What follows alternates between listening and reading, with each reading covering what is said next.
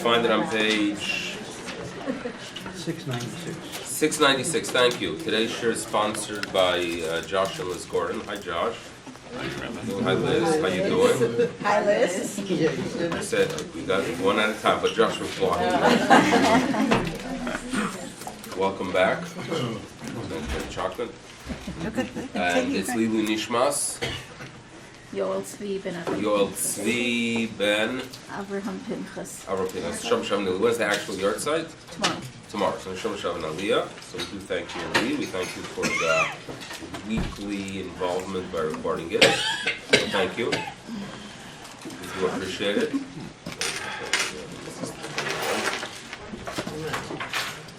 Welcome back, David, Fran, and David is here. Who else is here?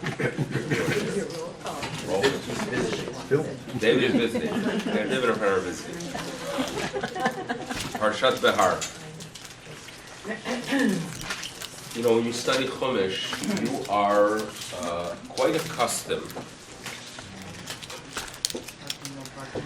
that there are many different layers of explanations. I use the word layers because often you're going to follow a pshat, a very basic explanation of the text. This basic explanation of the text will be presented by authorities, by thinkers, by rabbis, by commentators, by Talmudic sources at times, who will look at the words, look at their context, perhaps compare the word as it appears here to the way it appears somewhere else, and present you with an explanation. Fine. At times, those explanations are dry explanations that at least you know what the text means. At times, it presents perhaps an insight that inspires you. You are familiar with Pshat. Then, there are many times that you're going to hear a rabbinic reading of the text itself. Now, this rabbinic reading is not always going to be the Pshat. It is not the basic reading of the text. But it's very relevant to us because we know that the rabbis had traditions about what the text wants us to do and how we're supposed to live our life. And the rabbis at times are going to have a tradition of what a specific word means. So it might not be the most basic reading, but it's relevant to us. There are other times that the rabbis perhaps have a tradition, and the tradition was taught with that, or at the time that that verse was perhaps transmitted. So even though when you read that rabbinic explanation, you have great difficulty relating it to the most basic reading of the text, you accept it nevertheless. But there is no question that when the rabbis tell you, read the text a specific way, you tune in, it has significance, it has relevance. Today we're going to be discussing something halachic, meaning it is going to be a rabbinic reading of a text, and as a result we're going to try to understand the meaning, their reading, and the message behind it. Now, Parashat Behar, we're going to start with a little bit of a reading here, and a few things to be mindful of. So number one, you do know that it is a section that relates to the Shemitah year. We have all experienced several Shemitah years in Israel, and if you have had the privilege of visiting the land, or during that year, even after that year, you're going to deal with some issues. We have people here who own the land in Israel and a lemon tree, and they had some interesting questions about the Shemitah year. What's the status? So they are familiar with it. And therefore, Vaydaber Hashem el Moshe Behar Sinai le'emor, Mount Sinai, he was told, Daber el Bnei Israel, in verse 2, speak to them, V'amarta alehem, you should tell them, Ki tavo el haaretz, when you arrive in the land, Asher ani noten lachem, it's a land that I'm giving you, remember, V'shavta haaretz, the land shall observe a rest, but it is a Shabbat la Hashem, it is like a Sabbath to God. So immediately you sense that there's a comparison here between our weekly rest, our weekly opportunity to recharge, to revisit our identity. Sometimes you are running during the week, and it seems like this big lump of 6 days, and it's non-stop, and then suddenly you have one day when you rest, and you sit down, and there's time to be mindful of identity. It has a menucha. Now the menucha, Jewish rest, hopefully reminds us of our mission, of our identity, our relationship to something greater, which brings about kedusha, yom menucha v'kedusha. And we know that this is a day of rest that reminds us that we have something very deep within us that relates to the Creator. And just as we know that in the spiritual realm, we know there's a concept of oneg, that when a person really feels he is doing what he is supposed to, right? You really belong there. So there's this spiritual pleasure that is called in our tradition oneg, that really is what Shabbat is about. It's a oneg. You have intellectually, I belong here, this is what I am about, this is, you go ahead, you sit together with family members, you sit together and you see that this is what I am here for.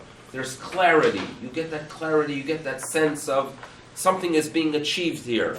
Oneg, it's a spiritual pleasure, that's oneg Shabbat. All that the Torah is telling us you're supposed to somehow feel when you rest at the end of the 6-year cycle. In Judaism, we value very, very much working, toiling the land. When you have a relationship to a land, there's something very special about it. You feel identity, you feel connection to the past, you feel connection to the future. You are fulfilling the will of the Almighty, the God. What God wants from humanity is to settle the world.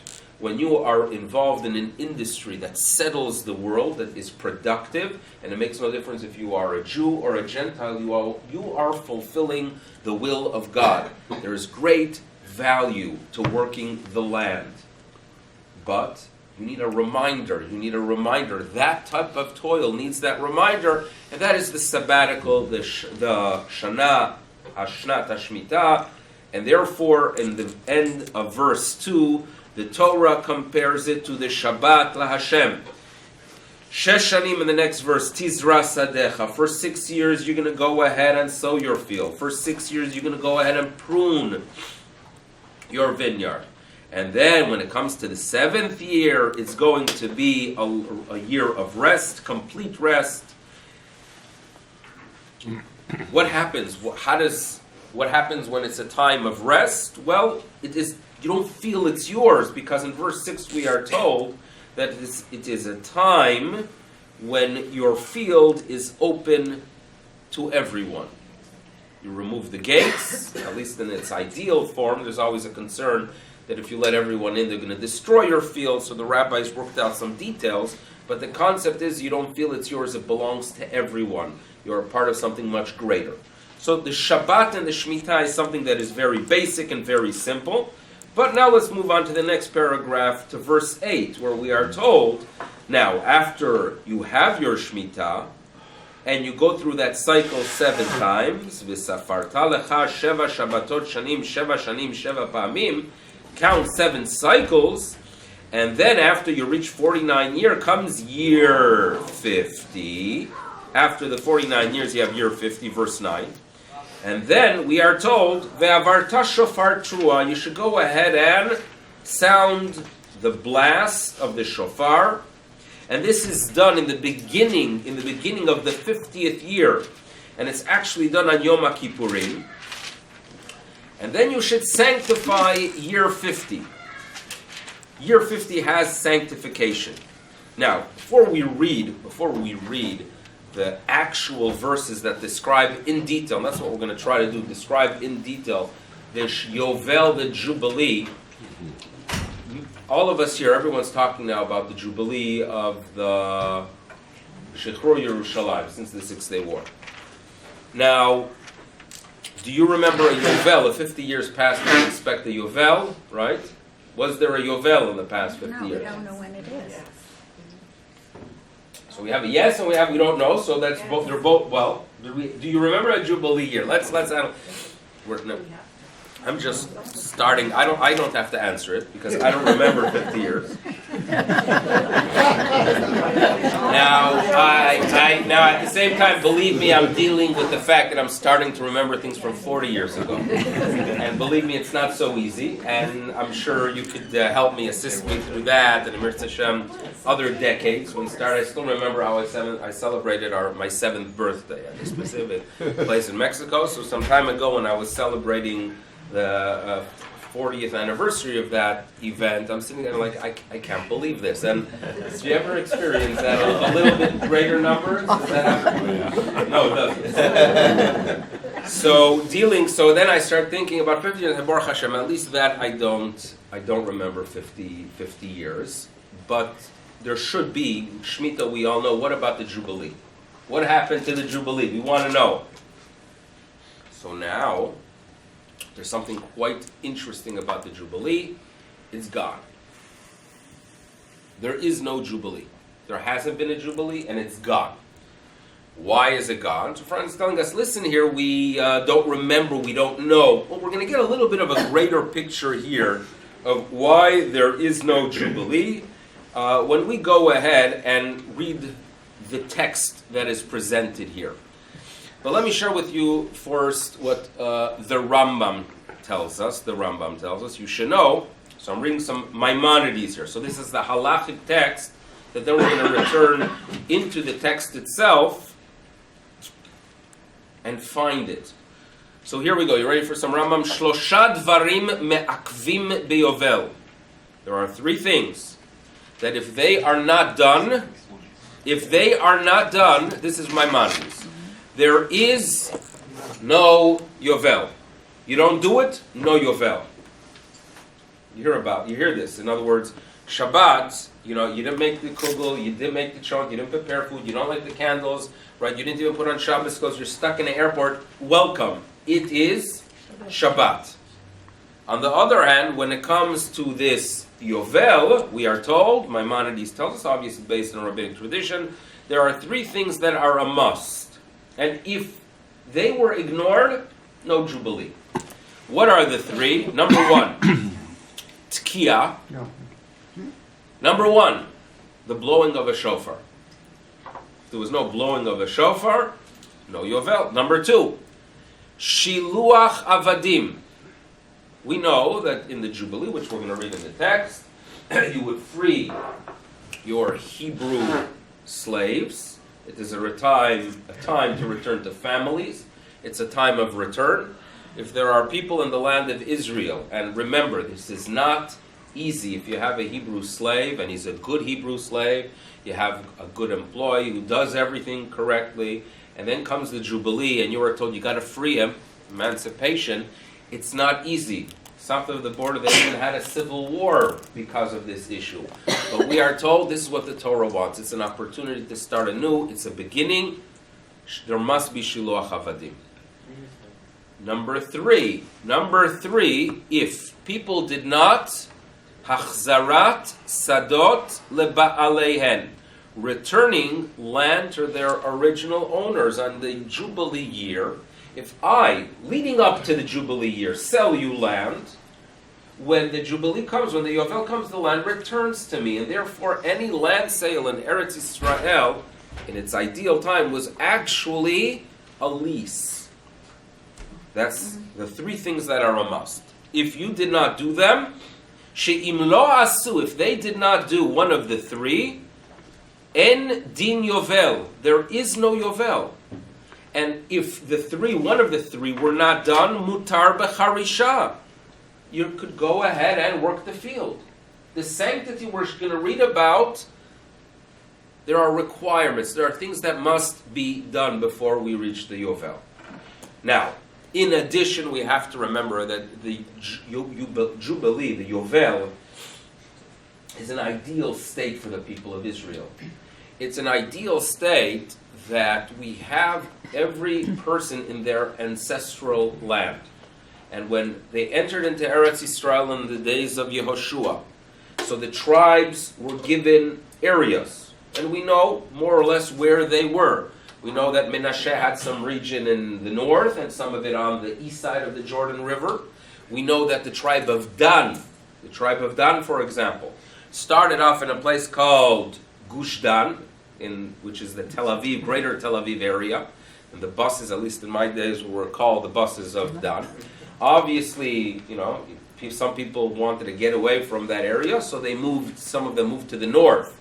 And therefore, when you talk about the land of Israel is called Midan Ve'ad Beersheva, because there were those in the north. Naphtali had its region, Zvulun had a section that came to the sea. The tribes of Israel were given specific regions.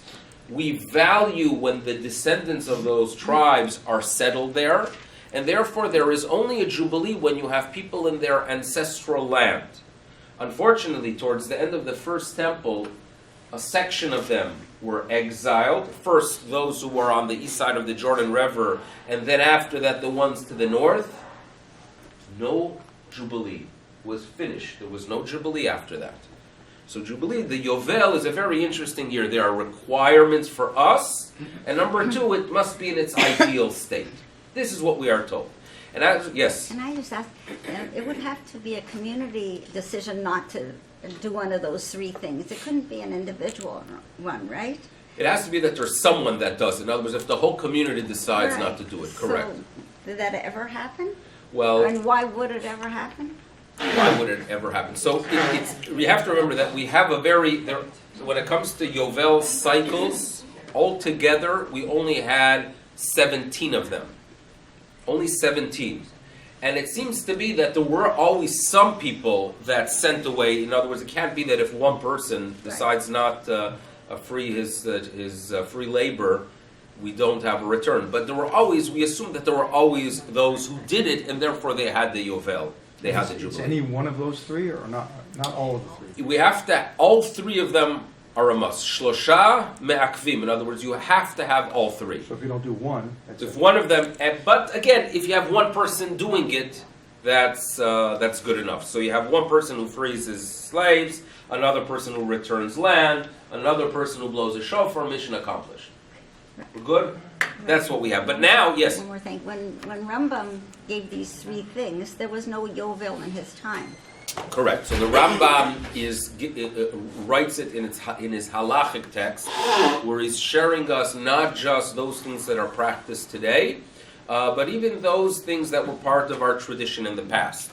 And correct, he deals with Yovel because he asks the question, okay, there is no Yovel, but why do we not take the count into consideration at all? In other words, in the past 50 years, you tell me, not just you didn't have a Yovel, you just never, it was right after Shemitah, you start year one of the next Shemitah. If there would be a Yovel, what we would follow would be, is that the year of Shemitah would be year 50, and the next year would turn into year 1, right? That's what you would expect. That's not what's done. But Can it ever get back to it, or? Oh, we're very optimistic. Judaism is a religion of optimism, and we pray for korbanot, and we pray for Yovel. And overall, again, for those who would see it foreign, turn to people, right, of 150 years ago and present to them the Jewish state today and the size of Yerushalayim today. And if you would send them a postcard with all the information of what exists today, they would think you're Meshuggah, and they would consider it impossible. So therefore, our optimism of some kind of future return and ancestral lands and all these things that seem so foreign to us, right? Im tirtzu, ein zagada, if you could say. So now, let's read the text. Now that we are familiar with the Rambam, we're going to start in verse 9 again.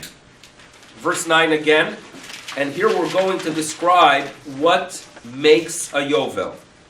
What makes the Yovel? Remember, we have to make the Yovel. So number one. What's number one on the list? Ve'avarta shofar trua b'chodesh hashvi. Blow the shofar. I think we got one.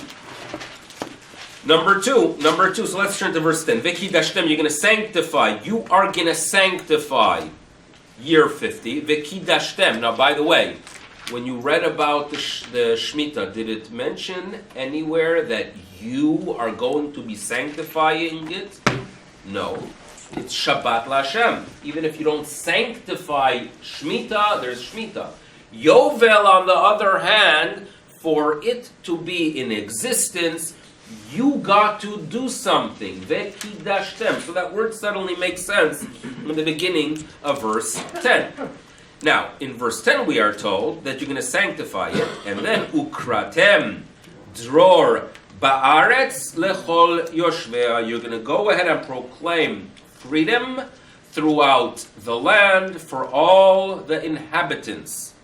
Who are you proclaiming a dror? Who are you proclaiming a freedom for? Slaves. For the Jewish slaves. So we got number 2 that you got to do.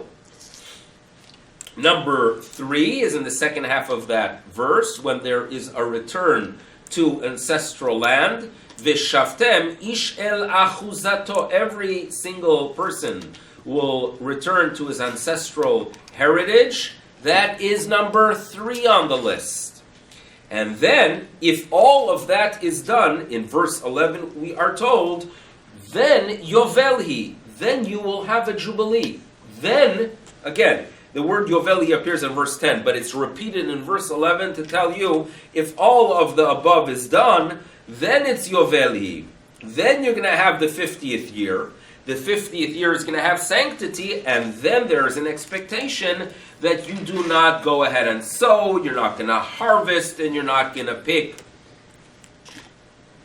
Fine? So we have a little bit of a reading of the text based on what Rambam provided for us, and we understand that it's something that we create, as it appears again in verse 12. Yoveli kodesh tiyeh lachem. It is something that you have created. So Shemitah is something that is made by God Almighty, a cycle, a natural cycle. We played no role in it. And when it comes to the Yovel on the other hand is we made it. Fine. Now, obviously, when we hear it, it reminds us of something else that follows the same pattern. That when it comes to the Shabbat and the weekly Shabbat, we play no role in it. We didn't create, we didn't sanctify the Shabbat. Shabbat is, HaKadosh Baruch Hu is Mekadesh HaShabbat.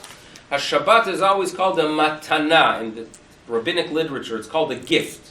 A gift is something that is given to you. You didn't do anything, it was just handed to you. Shabbat is a gift. On the other hand, when it comes to the Chagim are what? We created. We create the Chagim. And to prove it to you, when you make a bracha on a Chag, you don't say on Shabbat, you're going to say Mekadesh HaShabbat. On the Chagim, right, 2 weeks from now, you're going to go ahead and say Mekadesh. God, you sanctified Israel, you sanctify the people of Israel. And by sanctifying us, that is how the Zmanim, that is how the Chagim have their sanctity. Now, how does that work? So it works as follows. We, the people of Israel, have a Bedin. The Bedin decides that now this is the beginning of a Hebrew month. It is the beginning of the Hebrew month when the court declares that it is Mekudash. When you start the count of a Hebrew month, then you can reach the 15th of the month, or you can reach Shavuot. So it is through the sanctification of the people that we go ahead and turn around and have the ability to sanctify the specific date. Mekadesh Yisrael Vazmanim. So that is very much like the Yovel, right? Like the Yovel, that we sanctify, the people of Israel go through what they have to go through, and then they go ahead and sanctify the day. Now, the lesson, the important one is, I've mentioned this several times here, that Judaism often talks about this concept of Olam Haba, the afterlife. And you've heard so many talks and so many lectures, I'm sure, throughout the years of that our existence here in this world is because we are in a world where we make the right decisions. You make the right decisions, you have credits. You come to the world to come, and that's it, you get your reward. Have you ever heard that, or is it you've heard it? Okay, so you are familiar with the concept. Now, truth, yes. If we only focus on that, we have some serious problems here, right? In other words, we cannot make our whole spiritual existence into Chuck E. Cheese. Now, if you don't know what Chuck E. Cheese is, Chuck E. Cheese is a place that you take the kids and they put $5 into a machine and they get these coins. And there's a lot of noise there, so it's a place you come out very, very dizzy if you are no longer a child. And they put the coins in machines and they get tickets. They get the tickets and they collect them and they're in a very good mood. And then they cash into a little tchotchke made in China that breaks by the time you get to the car. But they had a good day. So the idea of us living here in this magnificent world only to collect credits, to go ahead and make our way into the world to come, is true and problematic. True because we do believe that there's such a concept of reward and punishment, and if you live a life of value and you do acts of kindness and you go ahead and value tradition and want to be sure that Judaism is in existence in 100 years from now, that's very, very nice, very special. But the problem that disturbs me is that we are ignoring God's will that the world is settled. The value of the world. The value of every species, right? In other words, and the philosophical question that is asked, if you take this approach, right, that there are some incredible birds in the Amazons. Incredible birds. Once in a while you could see, the BBC have some kind of videos about species that and there are thousands of them that we are not even familiar with. And there is such wisdom in nature, and such beauty in nature. And you have these incredible species that do things that we cannot even imagine, right? And you're telling me that all these complexities that we are never even aware of, they are only there. In other words, this whole planet Earth is only for us to be tempted, overcome temptation, do good deeds, and reach the world to come. Is that it? It makes no sense. But if you take the approach that, you know what? God values the world. God values every single species. And we don't understand. You have to walk in to a Jewish life at times is humility. When you go to the mystic, and the mystic starts explaining to you everything, why things are done, there's a little bit of haughtiness there. In other words, there's an expectation that I'm going to understand everything in the world. My approach is, I'll tell you, you know what, let's walk in with humility. I do believe that God wants these species to exist. Among the many species that He wants to exist and do good things are humans. God values every single human being. And God values the human being. And you know what He wants from us, human beings? To do what's known as Yishuv HaOlam, to settle the world. So therefore, when there are people out there in China or Mongolia, and the only person they any Jew, the only Jew they ever met is Gary Diamond, right? Nevertheless, there's value in what they do. There is value in what they do. And if they have a good system of education, whatever they do there, God values it.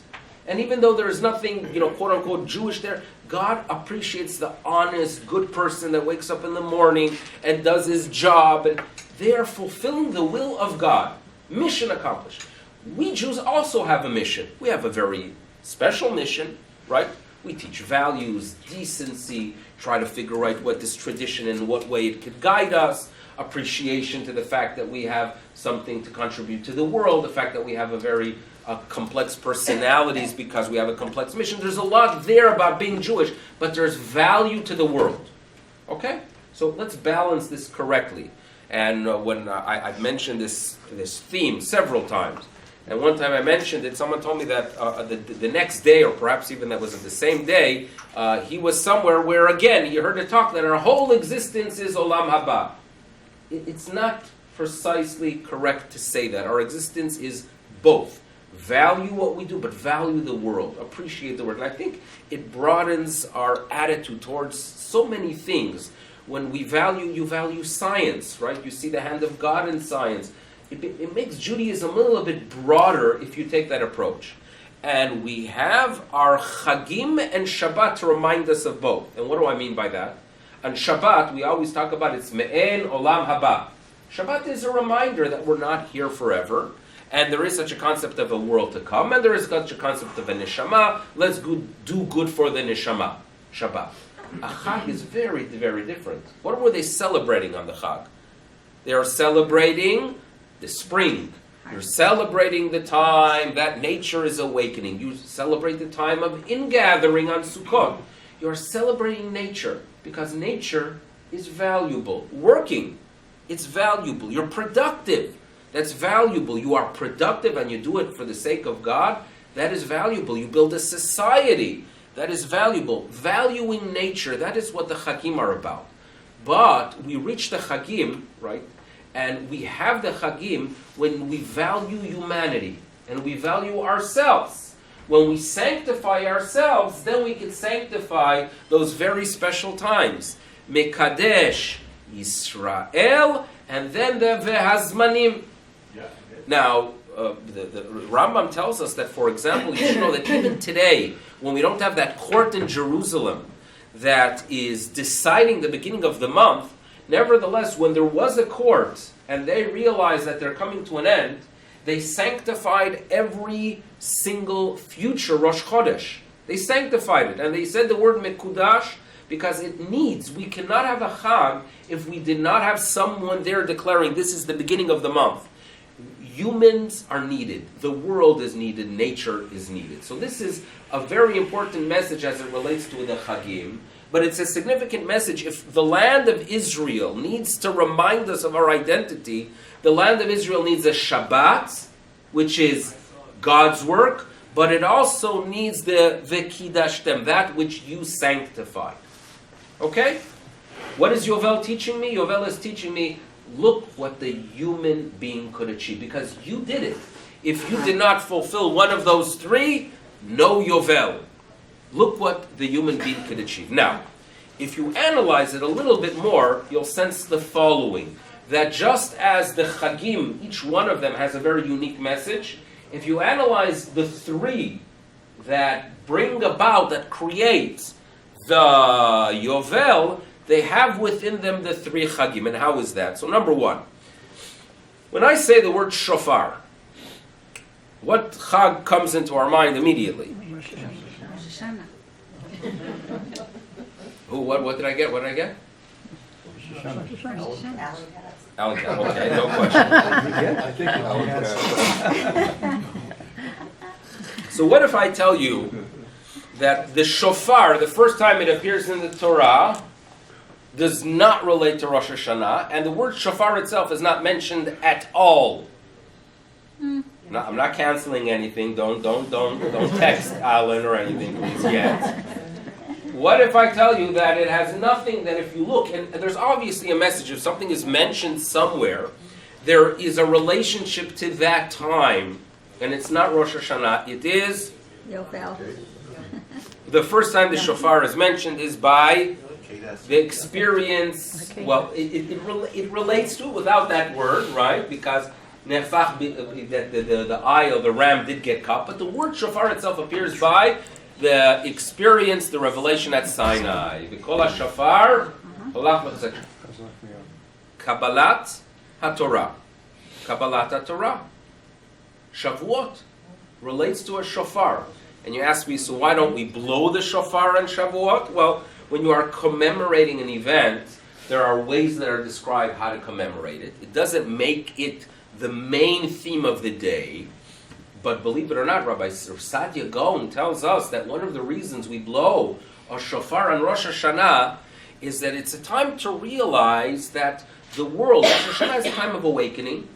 So how do you awaken? When you remember the fact that there was a revelation, that God teaches us that what you do in the physical world is very significant for the spiritual realm as well. When did the spiritual realm reveal itself to the people of Israel? At Har Sinai. So shofar really relates to Shavuot. It relates to Shavuot. First time it appears in the Torah. Now, what was the core message for all generations when we left Egypt? When we left Egypt, it's the Exodus.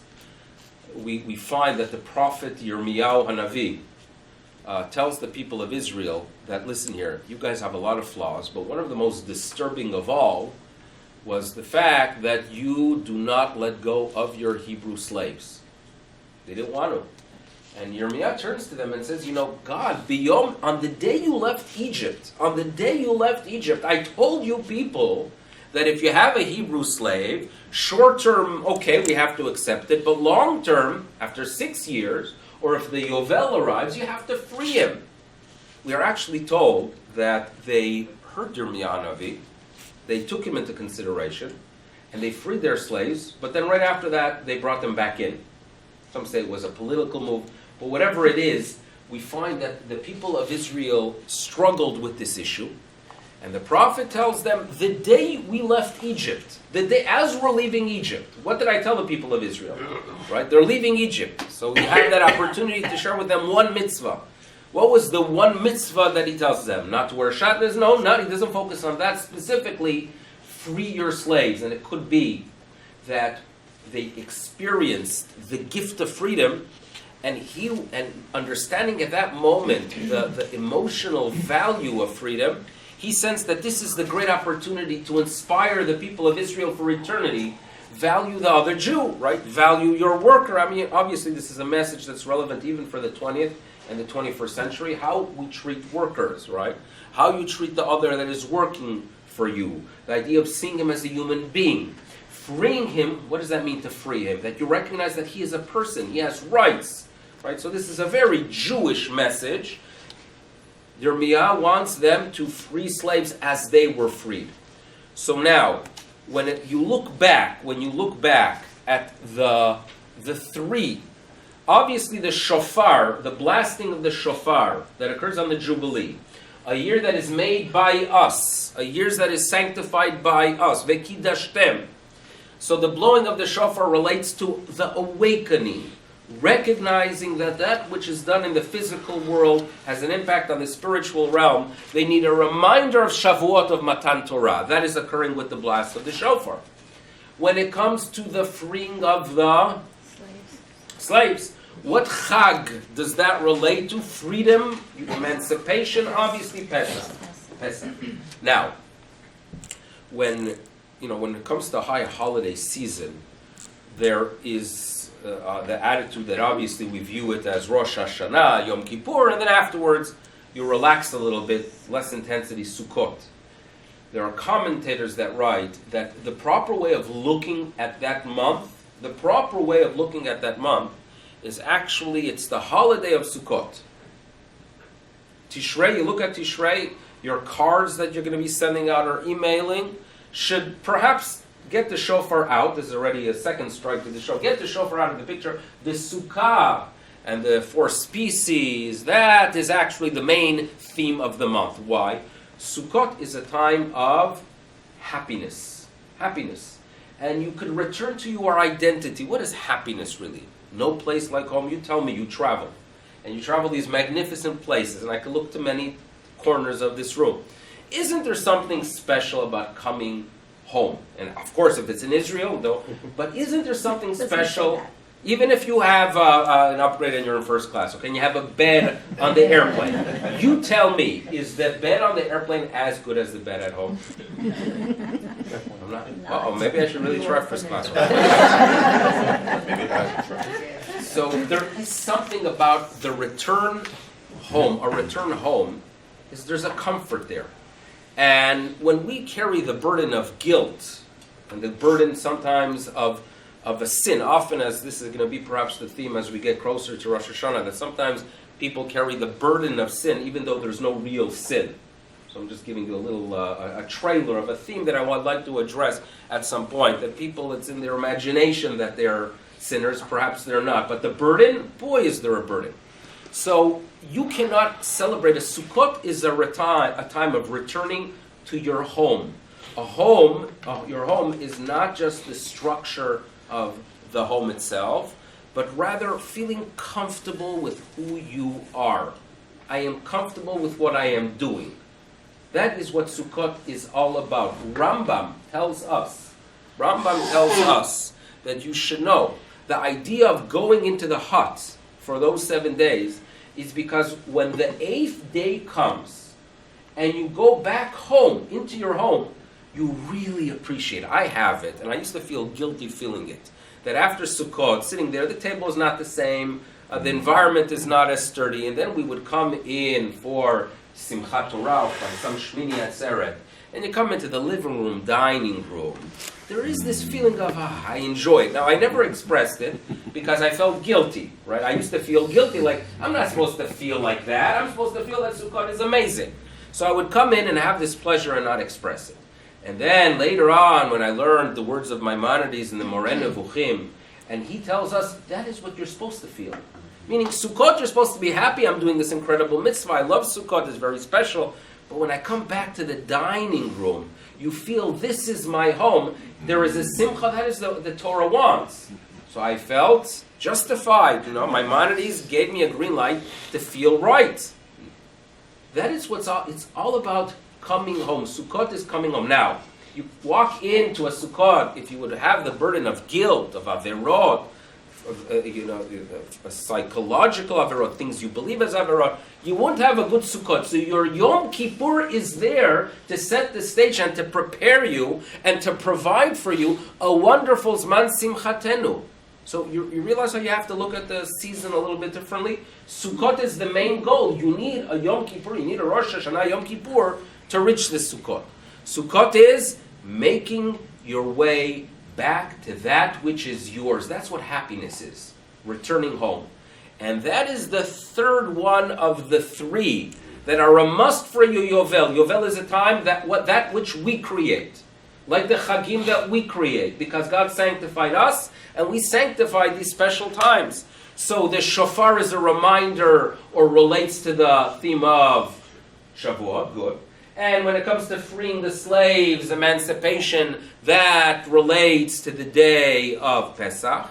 And then where we are told, V'shaftem ish el achuzato, that you return to your ancestral heritage. Imagine that in the land of Israel. You had land. It was your fathers, your grandfathers, your great-grandfathers, something we can't really imagine here, but it did exist in the land of Israel, that they can know of 8, 9 generations. And you know that it's yours. But unfortunately, due to financial difficulties, you had to sell it.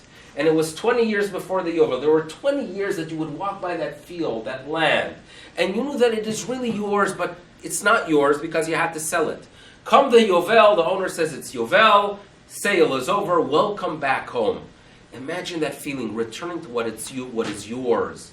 And you could go ahead and show your children, perhaps your grandchildren, of areas you played in, right, as a child.